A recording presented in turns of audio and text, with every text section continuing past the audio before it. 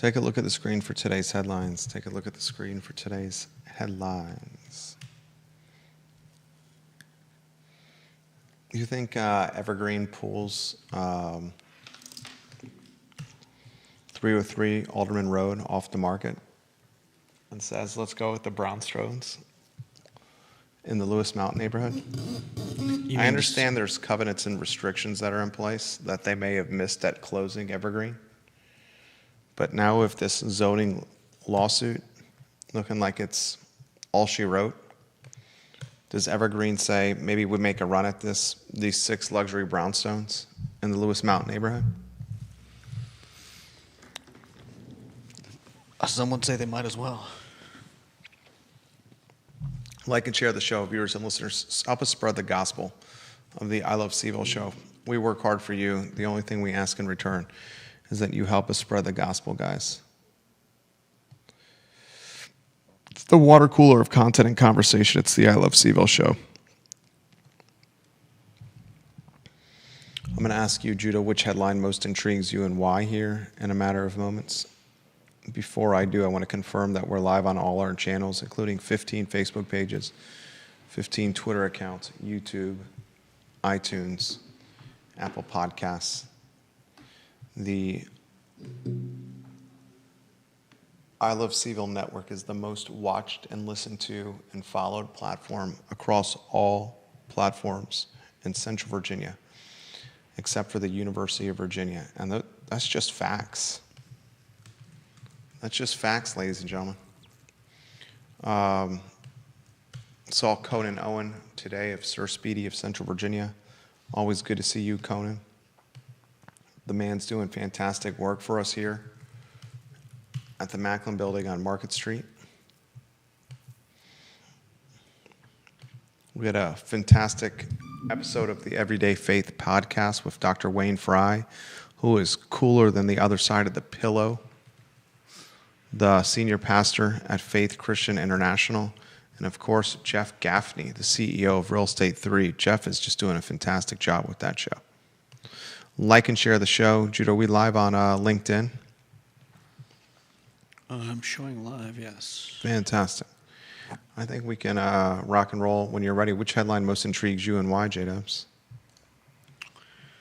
A lot of good stuff here, but I'm glad that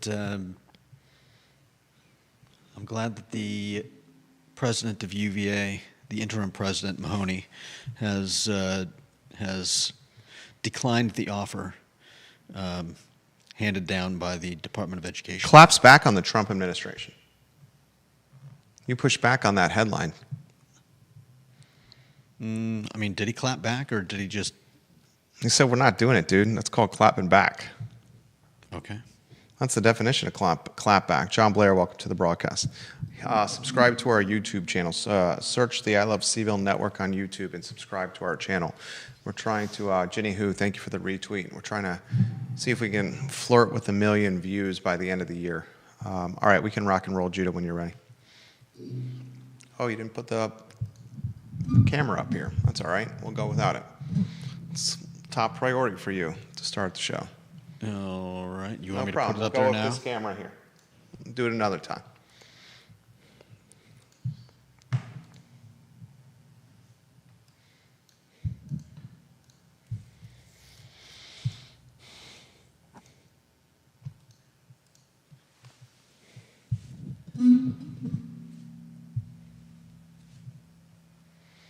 Welcome to the I Love CVille show, guys. My name is Jerry Miller. Thank you kindly for joining us on a Monday afternoon in downtown Charlottesville. Good Monday afternoon to you. A lot to cover on the program, a lot to cover on the show, ladies and gentlemen, including some knowledge on what AstraZeneca is going to pay the 600 new workers that are coming to northern Albemarle County and the Greene County line. The Albemarle County's top executive has offered detailed explanation, Jeff Richardson, the county executive, into the $4.5 billion investment by publicly traded AstraZeneca in the Rivanna Futures footprint That's northern Albemarle County, right on the Albemarle County-Greene County line. This was dirt and land purchased from the Wendell Wood Estate by Albemarle County. And goodness gracious, 600 people at an average salary of $125,000 per person. That's the average, ladies and gentlemen. And don't forget, a similar organization, Eli Lilly, is investing $5 billion with a B, into Goochland County, where they will also create new jobs. Eli Lilly, 650 new jobs at an equivalent salary of $125,000 per head. So with the Eli Lilly and Goochland $5 billion investment, 650 new jobs, similar $125,000 per person. And the AstraZeneca $4.5 billion investment, 600 new jobs, $125,000 a person. Albemarle County, the city of Charlottesville, and Central Virginia are bookended by two publicly traded giants. And ladies and gentlemen, 1,250 incremental jobs and an average salary of $125,000 a person. We're going to talk about that on the I Love CVille show today.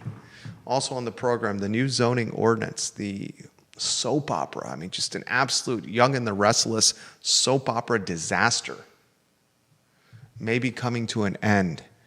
And one of the biggest oppositions to the new zoning ordinance, Jerry Cox, the attorney of the Lewis Mountain neighborhood, the managing director of the Forerunner Foundation, an organization which has been assisting plaintiffs battling the city in an aggressive lawsuit against the new zoning ordinance.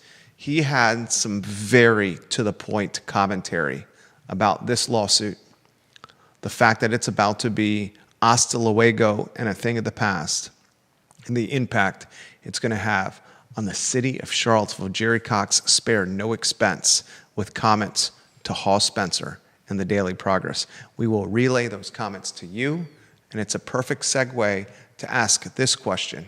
303 Alderman Road. It is on the market for sale, and I'm seeing at least one team member from Evergreen Development and the Evergreen home builders firm watching the program right now.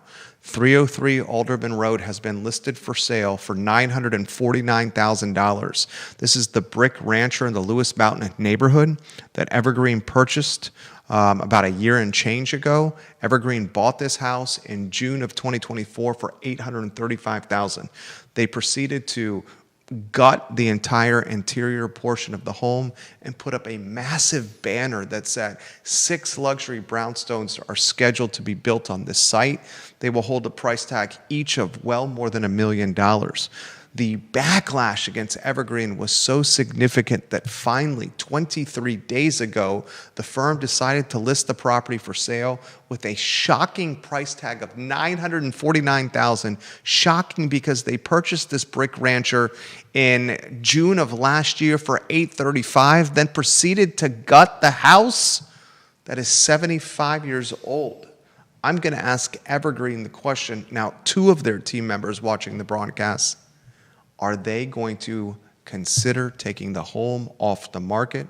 And will they pursue a luxury brownstone plan in the Tony Lewis Mountain neighborhood? So much to cover on the broadcast, ladies and gentlemen, including interim UVA president clapping back at the Trump administration around happy hour this past Friday.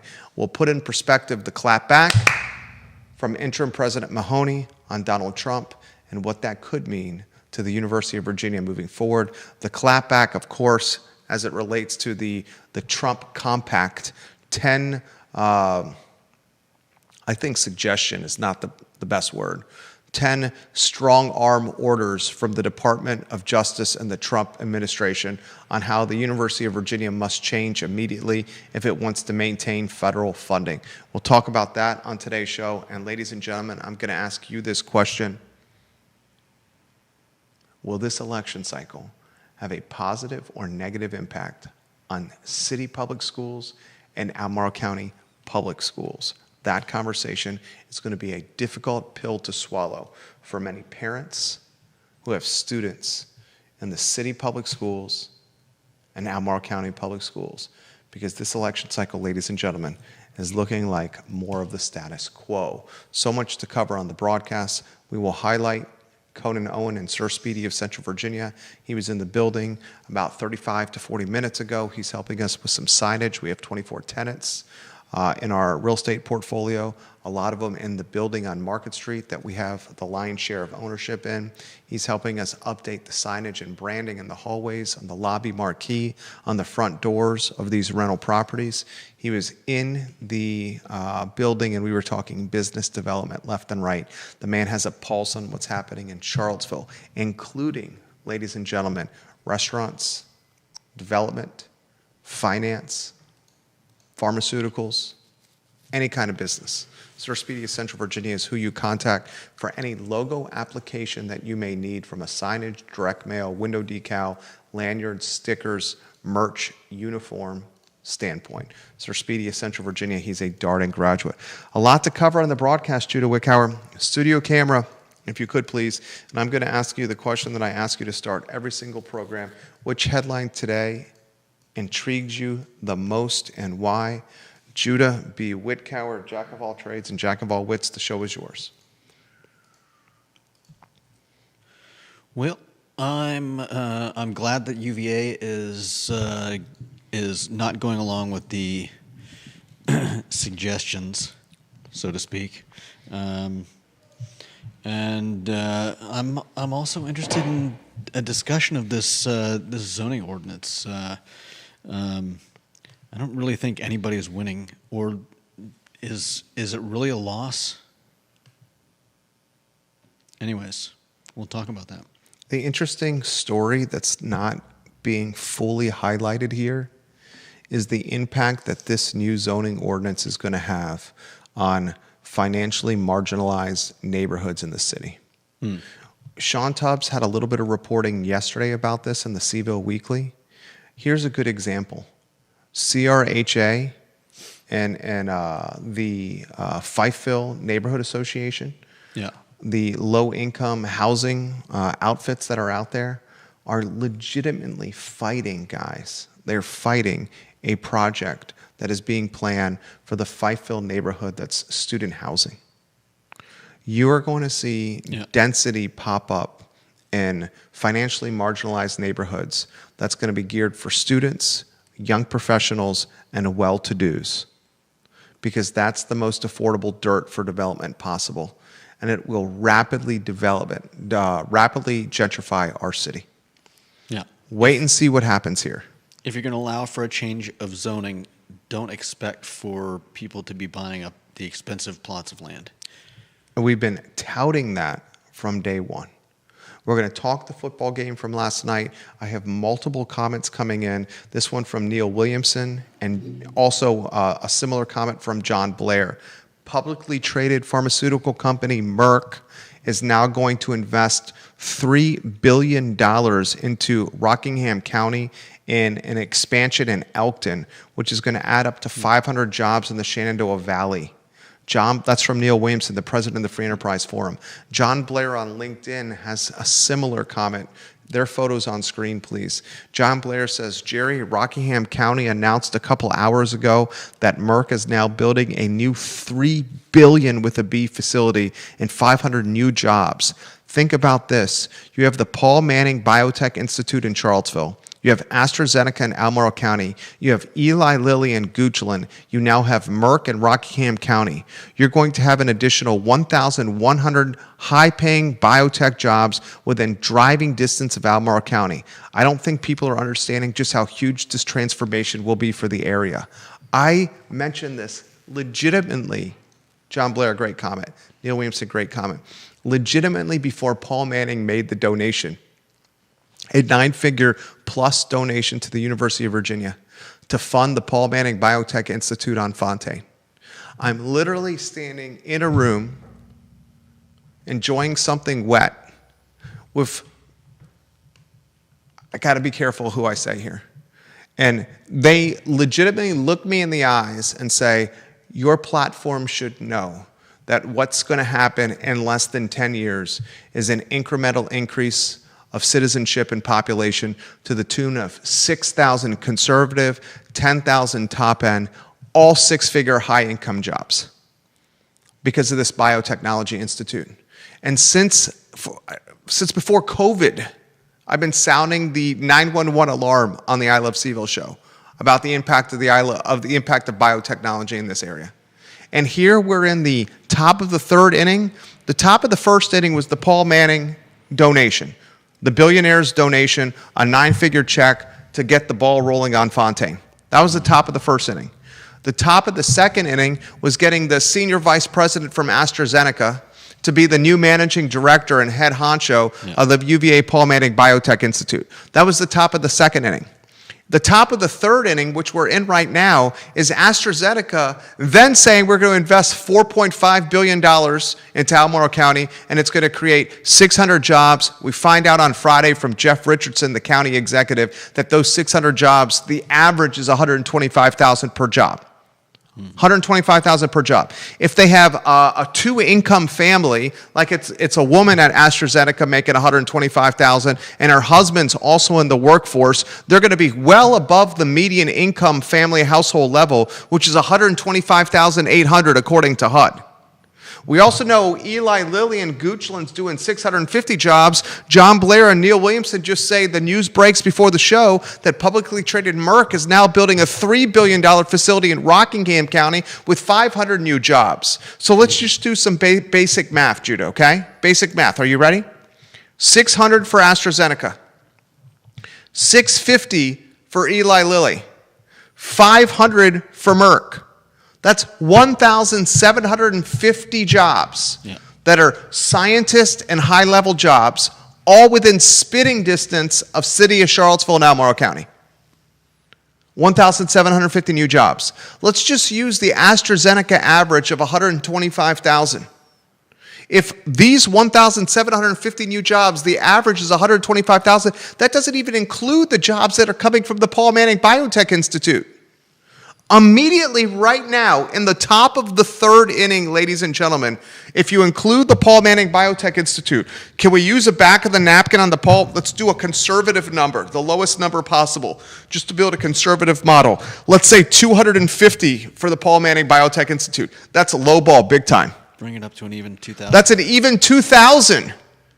At $125,000, incremental jobs, people moving to the area, that's one income. Imagine if they're married, they have a spouse that's also earning money. The 125 average is on par with median family household income without a spouse also earning income. I've been told by the people signing the checks, okay, the people signing the checks, that the true economic impact here is not the AstraZeneca, Eli Lilly, Paul Manning Biotech Institute, and now Merck. It's going to be the entire supply chain and economic ecosystems that are hanger-ons or clingers or just trying to ride the coattails of AstraZeneca, Eli Lilly, Merck, and Paul Manning Biotech Institute. That's going to be the significant economic impact of what's happening and or gentrifier of this community. It's no secret that Stanley Martin Homes, fantastic home builder, is looking at building thousands of units in Greene County. Why? That's right next to Rivanna Future and Rivanna Station.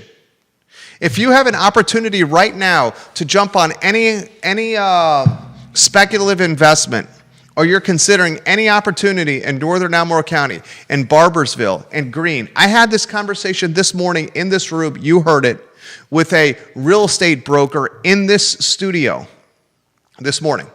If you have an opportunity in any capacity to jump on anything speculative in Greene County right now, goodness gracious, do it.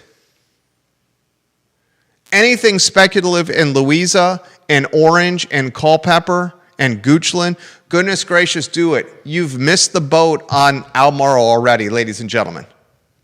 So much to cover on the program. Rob Neal watching the show, Spencer Pushard watching the show. We have print, radio, and television watching the program. We have a counselor, 2 Albemarle County supervisors, a Louisa supervisor, a Greene supervisor, and an Albemarle supervisor watching the program literally as we speak. We have been sounding this alarm since before COVID, have we not? And everything sounded in the alarm is materializing. Comments, put them in the feed. We'll relay them live on air. Comments are coming in quickly today on a show that's hot. We haven't even gotten to the University of Virginia and its football team. Anything you want to add to this before I go to the comments, Judah Wickower? AstraZeneca? Nothing specific.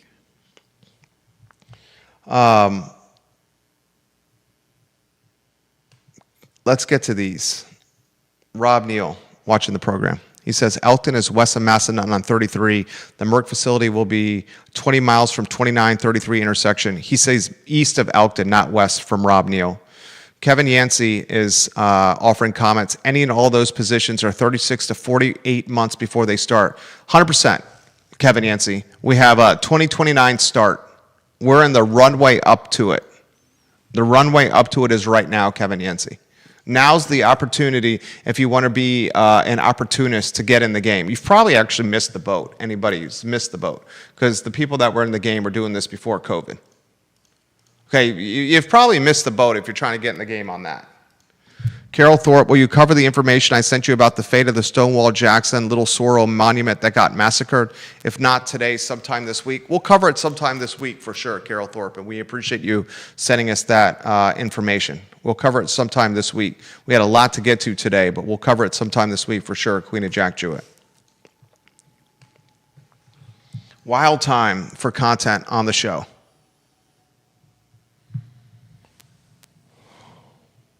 I think the lead of the show should be UVA. Think about this. Are you ready for this, Judah?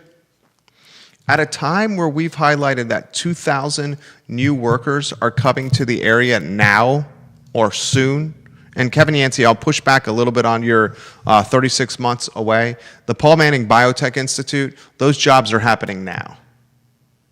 Those jobs are happening now. The upper-level positions with AstraZeneca and the upper-level positions with Eli Lilly and Merck, those jobs are happening now. The full staff is not going to be filled out, to your point, for about 36 months. But consider this.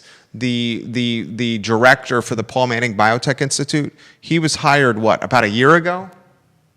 And we don't even have a biotech institute on Fontaine yet. So the leadership positions, the C-suite, the people directing the vision, those jobs are happening now. And it's all happening at a time where the University of Virginia football team, put that lower third on screen, is number 16 in the nation. Yeah. So consider this collision of events that's happening for Charlottesville and Albemarle County. Are you ready for this collision of events? This is why I've been so bullish on Charlottesville and Albemarle County. This is why I'm bullish on Charlottesville, Albemarle County real estate. Okay? In the last 12 months, here's what we've seen in Charlottesville and Albemarle County. Are you ready for this? Paul Manning Biotech Institute comes online, backed by a 9-figure investment by a billionaire. Mm-hmm. They seduce and romanticize the senior vice president from AstraZeneca to be their managing director. Then, after seducing and romanticizing the senior vice president from AstraZeneca to Paul Manning, AstraZeneca announces a $4.5 billion investment. The Eli Lilly announces a $5 billion investment. Now Merck is announcing a significant investment. I need to start remembering all this. $3 billion in Merck, 500 new jobs. Yeah. This is all happening at the exact same time that some unnamed HNW, high net worth individual, invested some kind of 9-figure commitment into the University of Virginia football program. That 9-figure commitment into the University of Virginia football program by some high net worth individual has yielded and materialized a 6-1 start for Tony Elliott's program. He goes from worst football program in all of power football, Tony Elliott, over the last 3 years, the absolute doormat of college football. The least amount of wins over the past 3 years in power football, college football, was Tony Elliott and Virginia football. Now they are 6-1 and ranked 16 in the nation. Yeah. And have an opportunity to run the rest of the schedule, ladies and gentlemen. And if they run the rest of the schedule, they're playing in an ACC championship with an opportunity to play in the college football playoff. This is all happening at the same time that Ryan Odom, the men's basketball coach, has recruited a United Nations of talent. He's got arguably the best front court in the Atlantic Coast Conference, Ryan Odom. This team in the preseason, and no one knows anyone on this roster, is ranked in the top 40 in the nation, and they have yet to play a game. I'm going to tell you right now, this team is going to be really good. All of this is happening at the same time that the University of Virginia is expanding its student body, attracting a higher income family or student. Do you see the collision of factors that are happening at the same time here for this community? Talked to Keith Smith on Friday. A third of all transactions in real estate are all cash. And the Charlottesville Area Association of Realtors footprint. 1/3 of all real estate transactions are all cash, ladies and gentlemen. 1/3 are all cash. I'm reading content about development that's being scheduled in CVille and on West Main. West Main Street, they want apartment towers. The West Haven community's fighting back against this apartment tower. They're like, not another apartment tower that's going to block the sun. We already have the flats and the standard. I play squash with a fourth year at the University of Virginia. Fantastic guy named Bez. He lives in the flats. Private bedroom in the flats, his own shower, his own bath, shares a common area, was positioned in a roommate setting with some students that he didn't know by the landlord that owns and operates the flats. Pays $1,300 a month for a one room on West Main Street. Tiny room. But he has his own bathroom and shower and can lock the door to his bedroom. He's in a 4-top, in a 4-room suite. That 4-room suite in the flats is generating one suite for the landlord north of $5,000 a month, $5,200 a month. Of course, the people that built the standard are looking to build another apartment tower right next door to the standard, overlooking West Haven. The people who built the standard could give a rat's ass that the Potbelly sandwich shop and the 2 other retail spots under the apartment tower are vacant and have struggled to have business success. Because that's just an afterthought, that storefront for business. Who cares if people can sell heavy-duty sandwiches at Potbellies? The real money is the suites, the apartments above it. And the developer behind the standard wants to build another one overlooking West Haven. So here we have a world where a new zoning ordinance was passed, right? Hear me out. Mm-hmm. We have a world where a new zoning ordinance was passed. And city council's passing of this new zoning ordinance was like, let's make the zoning loose and relaxed. And let's make the path have very little resistance for developers. Because if the path has very little resistance for developers, then they're going to be more likely to build density. And the increased units will breed affordability, supply and demand, right? That's their thinking. They don't do a traffic study. The plaintiffs who sue the city say, ooh, no traffic study done here. You should have done a traffic study. That's the basis for our lawsuit. No traffic study. Should have done a traffic study. The plaintiffs go back and forth with the city. They get a small victory when the city's third-party legal firm, Gentry Lock, misses a filing deadline. Judge Worrell throws out the case and says, no way, Jose. You missed a filing deadline. Then it gets back to Judge Worrell, and he's like, oh, the case is back in action. You can move forward with it. Plaintiffs find out that Gentry Lock is now going to run their best arms, their relief pitchers that throw 100 miles an hour, their senior partners, their heavy-duty pitchers, their heavy-duty cleanup hitters, instead of their middle relief pitchers and their utility infielders. They're going to trot out their best legal talent because they missed this filing deadline. Now the plaintiffs realize that this case is going to go to end of next year before there's anything decided, and that the city is going to double and triple down. And if they don't win this, they're just going to do another zoning ordinance to see it through. So the plaintiffs finally decided to throw in the towel, on the cusp of throwing in the towel, because they realized that a traffic study is either going to be done now, a traffic study is going to be done at the end of next year, or they're going to do another zoning ordinance to the city with a traffic study done then. And the plaintiffs got no leverage, nothing to hang on. Jerry Cox, who lives in the Lewis Mountain neighborhood, he's an attorney.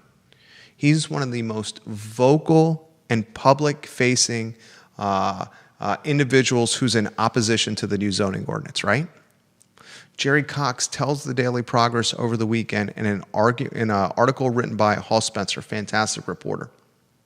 Here's the managing director of the Forerunner Foundation. He says, this new zoning ordinance, this is not a settlement. His words. He says it's a total capitulation to the city and the developers. He's basically saying that the plaintiffs are bending over backwards to the city and the developers.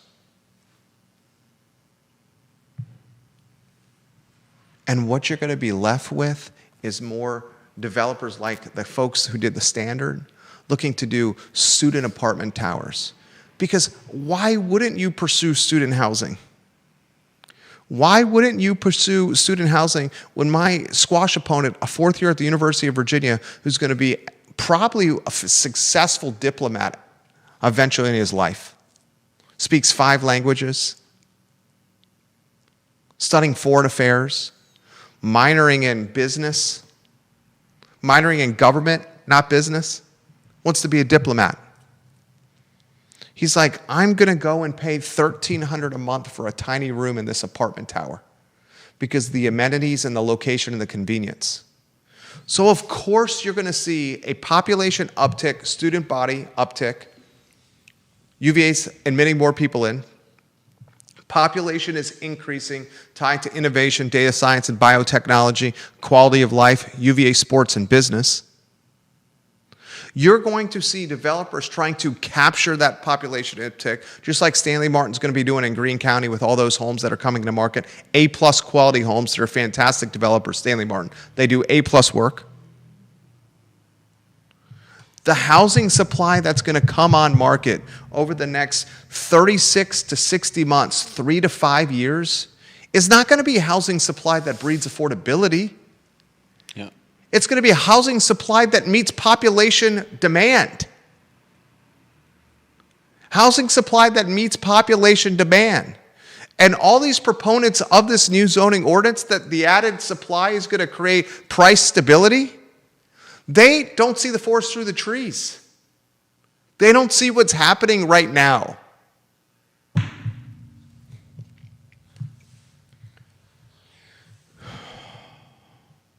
John Blair has this comment. Comments are coming in quickly. You make sure you're rotating the lower thirds on screen. Is this the UVA Snatches win from WSU still on screen there? Yeah. That's not what we're talking about.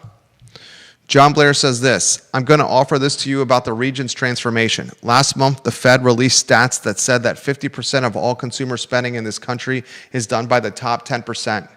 Given what's already here and the new money that is going to be flooded in, Albemarle is definitely a top 10% locality. 100%, John. 100%. 100%. Coden Owen says, sure, the 5,200 is nice, but what is the ROI on the project? I'll tell you, the return on investment for the flats in Core and Capshaw was off the chain. You can Google that history. Core and the developer behind the flats, not the owner of the flats anymore. Viewers and listeners, you can spend some time Googling that on your own accord. James Watson watching the show, his photo on screen. You know what's kind of sad is it appears that UVA students don't like the old dumpy houses near grounds in the corner, and they'll stay further out from grounds because there's great amenities in those newer places. I even know some undergrads who stay in the condos near Stonefield. I always thought it was cool to be able to walk to class in the corner and all that, but I think the amenities now are outdoing the attractiveness of those old places the students used to stay in. Moving further out, of course, takes away housing stock for everyday folks as well. 100% James Watson. Here's the interesting change in student behavior.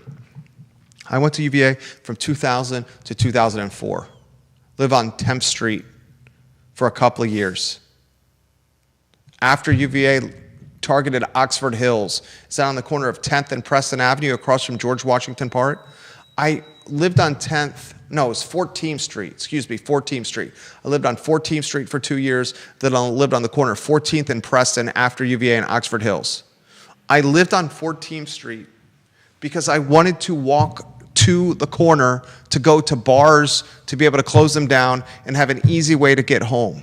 Because the students aren't drinking and partying at the same clip that they used to when I was there, or even my brother was there after me. The proximity to the corner and the proximity to those old homes on 14th Street doesn't have the same lure. In fact, if you drive down 14th Street now, you will see a number of homes on 14th Street that have for lease signs in their yard. Never would you see for lease signs on 14th Street when I was there, because those are the close houses to the UVA corner and bars. Because kids aren't drinking like they used to, and because they have iPhones and data and information and knowledge at their fingertips, Uber and Lyft at their disposal, they're willing to live further away from grounds and just hop in an Uber or take a class via Zoom or digitally. You okay there, Judah? Yeah. And not worry about stumbling to and from the UVA corner. This is absolutely eroding the housing stock from locals. I do think that those homes on 14th Street, James, will start becoming teardowns, and their true value will be the dirt and the upside that can be developed there. And speaking of upside, Oak Valley Custom Hardscapes is who you call to create upside at your house, at your commercial investments. Oak Valley Custom Hardscapes, ladies and gentlemen, can customize anything hardscape related for your house, your commercial holding, real estate holding. They help ideas turn into reality. Oak Valley Custom Hardscapes. That's who you call for hardscapes in Charlottesville and Central Virginia. Fantastic office in the old Wells Fargo building for Oak Valley Custom Hardscapes. Now, why don't we get to 303 Alderman Road? Deep Throat's got some comments on 303 Alderman Road. His photo on screen. I'm going to ask this question, and it's a tongue-in-cheek, almost a tongue-in-cheek statement. Will Evergreen now take 303 Alderman Road off the market? They're asking $949,000 for a brick rancher they purchased in June of last year for $835,000. They're legitimately asking $114,000 more for this brick rancher after gutting the entire inside of the house and basically white boxing it. Yeah.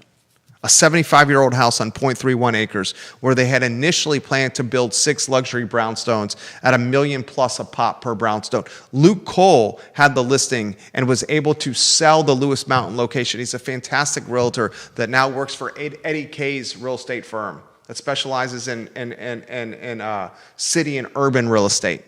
Eddie Kay's firm does. Luke Cole was able to find the buyer, Evergreen. Great job from Luke. Is Evergreen going to pull this listing off the market? You Google 303 Alderman Road, viewers and listeners, and you can find it on Zillow, the $949,000 asking price, and look at the photos. Don't you have photos that you can show on screen? I can look for them. Let me see. You showed them on Friday. Yeah, on Friday's I still show. have 'em. Deep Throat says this: 303 Alderman Road was not blocked by NZO questions. It was blocked by covenants that Evergreen's first lawyers in typical bumpkin fashion completely missed. Later, they hired Woods Rogers, and I imagine the lawyer there, who I know, appropriately counseled them that they effed up and had better cut their losses. Covenants and restrictions that the initial attorney, these are my words, covenants and restrictions that the initial attorney missed in a title search and a title hunt and due diligence. I'll push back slightly on this, Deep Throat, and ask you this. If they truly were going to cut their losses, as you indicated, why would they list the home for $949,000 instead of the purchase $835,000, especially since they gutted the entire inside of the house? If it was truly a cut the loss play, wouldn't they just list it for $750,000 and just run away from this? I mean, think about the carrying costs. I mean, think about the fodder they've created for this platform. Does Evergreen somehow get back in the mix and then play the optics game? Because I think Evergreen legitimately has this optics game with the Lewis Mountain neighborhood. Are you ready for this? I see their firm watching the program, by the way. This is the optics game that I would consider playing if I was possibly calling the shots. Oh. The zoning ordinance is now being settled. I could wave a flag that says, I'm going to bring 6 units where 1 previously existed. Those 6 units will increase the supply of housing locally and dramatically impact the real estate tax collection tied to this roughly 1/3 acre parcel in Lewis Mountain. Shouldn't you, Lewis Mountain neighborhood, stop trying to make this your Normandy Beach and allow us, the Good Samaritans, to build 6 units at a time where the average Joe and the average Jennifer can't even find a place to live in the city? And if you stop this as your Normandy Beach, Lewis Mountain, the real estate tax collection for the city will be dramatically improved, and perhaps council will agree to allocate a portion of that incremental tax collection to housing affordability initiatives. You don't want to be, Lewis Mountain, the bad guys that keep that from happening. Do you? That's a play I would consider if that was the firm, if I was counseling that firm. And flip the script. And you can flip the script while the house is on the market for sale. Because I'm going to tell you right now, this house ain't going to sell for $949,000. And I'm going to tell you right now, the real estate market is in quicksand. So the likelihood of you exiting this position before the end of 2025 and the likelihood of you carrying this position through the first quarter of next year is pretty significant. So why don't you hedge your risk and play both ends? First end, keep the home active for sale. Second end, try to win the battle of PR. And say, all we're trying to do is create some extra supply. Now it's this neighborhood that's keeping us from doing it.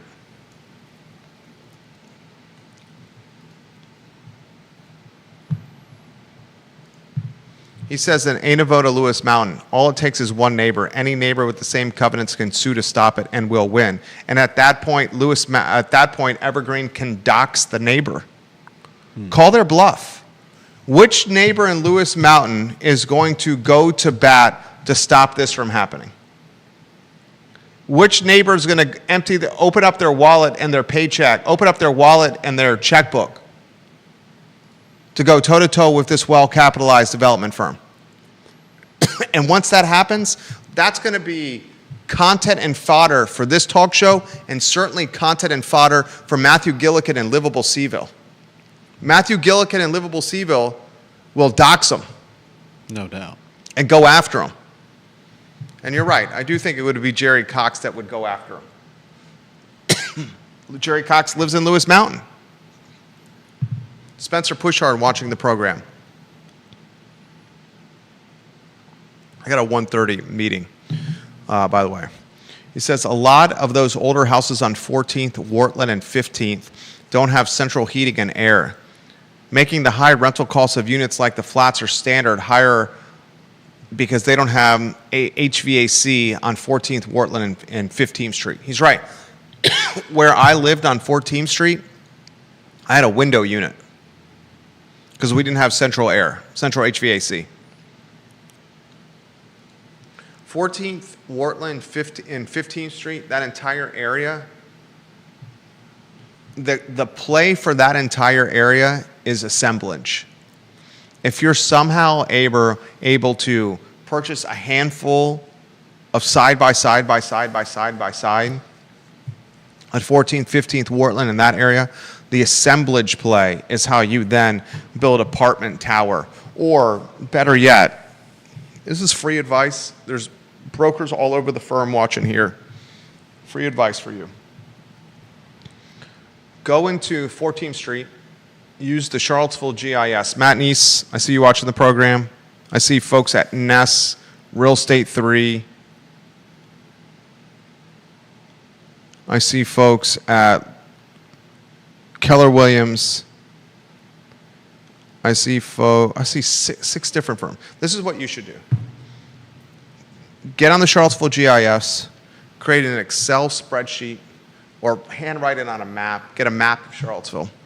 Figure out who the owners are of all the properties side by side, and figure out how you can buy 4 or 5 properties that are adjacent to each other, and then you start assembling properties because you own a bunch of them right next to each other. As you've then purchased 3 or 4, 5, 6 properties next to each other, continue to ride the wave of the rent rolls that are in place, the student rent rolls that are in place, but hire someone like Shimp Engineering, Justin Shimp, and see if you can now use the upside of this new zoning lawsuit being a thing of the past, and figure out a way where you can start getting the permitting process and the approvals going. They're going to be really lax now. For you to have an apartment tower on these tear-down student buildings that have been beat to shit by these kids living in them for generations. And then once you've spent, say, $750,000, $800,000, $1 million per house, and you got 4 or 5 of them, say you're out of pocket somewhere between $3 and $6 million, then you go to the developer behind the Standard, the current owner behind the Flats, or one of these out-of-market guys, and you say, here's the suite of permitting and approval. You guys can build an apartment tower here, and then that's when you 7, 8, 9, 10x your upfront investment. It'll take you somewhere between, 12 to 24 months to get this done, probably a little bit longer, call it 36 months. Your upfront number is going to be somewhere between $3 and $5 million, but your back end number is going to be north of $25 million. Mark that down. Someone's going to do that. We'll give some love to Charlottesville Sanitary Supply. 61 consecutive years in business, Charlottesville Sanitary Supply is who you call for anything sanitary supply related. Charlottesville Sanitary Supply on East High Street. Online at charlottesvillesanitarysupply.com. Charlottesville Sanitary Supply has in-market delivery, literally free delivery in-market. They will beat all the big box stores and getting product delivered to your doorstep faster than anyone, any big box store. Charlottesville Sanitary Supply, Miele vacuums, sanitary needs, a mechanic on site. They're the best of the best. Absolute best of the best. I got a meeting in 9 minutes. Other headlines that we haven't covered. What are they, Judah Woodcower? We've got the interim president clapping back. We've got thousands gathering for the No Kings protest. And a couple things. I'll move quickly here. The No Kings protest. I saw one media outlet with the No Kings protest say that there were 30,000 people at the No Kings protest. I got this text message this morning, okay? This is what the person who watches and listens to the show routinely said about the legacy old media that said there were 30,000 in attendance for the No Kings protest. Are you ready for this? Mm-hmm. This is what this person texted me. Does critical thinking appear anywhere in the media? If the average person is about 2 feet wide and holding a sign, and you give them 6 inches on either side for personal space, that's 3 linear feet per person. If 10,000 people attended, 30,000 linear feet would have been occupied. 30,000 linear feet is between 5 and 6 miles of sidewalk. Even if everyone was 2 rows deep, that would still be 2.5 to 3 linear miles of sidewalk occupied. If a full mile was covered on either side of 29, I think it's a generous estimate. So the real number is somewhere between 1,000 and 2,000 people that were here for this No Kings protest. So on the No Kings protest, was the turnout impressive? Yes, it was. Well done on the No Kings turnout. Very impressive. Extremely impressive. My Saturday afternoon, it was really nice on Saturday. Yeah. We spent our Saturday carving pumpkins, doing stuff outside, going to Selvage Brewery, watching the UVA game. I respect that you want to stand on Route 29 and inhale exhaust from vehicles that are traveling by you, holding signs. Props to you. To the old media that's watching and listening to the show, including one outlet that said there was 30,000 in attendance, that is what is driving your demise. Headlines like 30,000 in attendance at the No Kings protest is making your platform laughable. Mm-hmm. I can't be more straightforward than that. Okay, next headline. Interim President Paul Mahoney on the clapback with the Trump administration. I agree. Great job, UVA. The Trump administration, the Department of Justice, should not be telling state universities, public universities, what to do, how to do it, and certainly should not be leveraging federal funding to extort them into behavior that they want, and that's what Trump's doing. The sad thing is the orders, they were orders. If they were positioned differently as suggestions, if it wasn't bull in a china shop mentality, instead if it was like a big brother arm around your shoulder offering counsel and love and suggestions, the 10 items in that Trump compact, a lot of them were great. Yeah. Freeze tuition for 5 years. Tuition's obscenely expensive. Of course it should be frozen. You should be coming out $250,000 in debt. You shouldn't. A lot of the suggestions in the Trump compact were like prioritize United States students over international students. Yes. A lot of those things in the Trump compact were this. Make admissions merit-based. Mm-hmm. And not DEI-based. Yes. A guy and a guy, a girl and a girl, who their applications should be stacked against each other. Who's got better SATs and ACTs? Who's got better GPA? Who wrote the better essay? Who's got better extracurriculars, academics, athletics, key club, honor club, chess club? It shouldn't be based on your background. Yeah, definitely. Your skin color. Mm-hmm. It's merit-based. There are winners and losers in life. We're not giving anyone a basis for success by offering them admissions into schools where they don't belong. Yeah. But the way Trump went about it, where he was trying to extort private colleges and public universities and colleges, was the wrong way of doing it. Mm-hmm. All right, I got 4 minutes to get to a meeting on the mall. Any other headlines that we didn't cover? Will this election Jason Noble cycle says 30,000 impact- it's so ridiculous, the 30,000 that the local platform said. We're going to save that headline. Will this local school board race in Charlottesville and the local school board race in Albemarle County do anything from a positive impact for local schools? I hope it does. Sadly, I think it won't. That topic on Tuesday's edition of the I Love CVille show. And I remind the viewers and listeners that are watching this program, if you need office space of any capacity, reach out to us. Office space from $450 a month all the way to $10,000 a month. We can come up with criteria, meet criteria that you need. We're like the matchmaker of office space locally, and we're really, really good at it. We're really good at it. We got a nonprofit that's on the cusp of leasing 3 of our spaces. Judah Wickhauer crushed it today. My name is Jerry Miller. This is the I Love CVille show, ladies and gentlemen, on a Monday.